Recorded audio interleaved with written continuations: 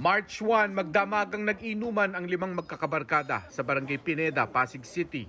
Ayon sa salaysay ng 2 sa kanila na tumatayong testigo ngayon sa kasong ito. Ang inaasar ng biktima ay yung isang suspect na hindi LGBTQ, yung 21 years old. Ngayon, inaawat siya ngayon itong LGBTQ, ayaw magpaawat. Kaya ang ginawa nitong LGBTQ, base sa testimonya ng mga witnesses, sinakal niya yung biktima natin. Hanggang sa halos hindi na siya makahinga.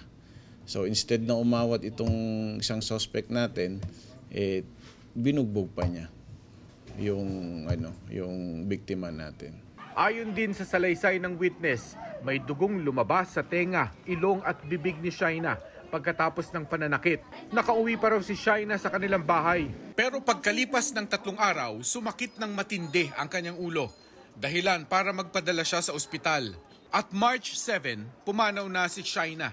Kaninang umaga lamang naisampa ng Pasig City Police ang kasong homicide sa 2 gumulpe sa biktima. Yung isang suspect natin is parehas niya rin na LGBTQ. 26 years old yung isa. Yung isa naman is 21 years old, unemployed, walang trabaho.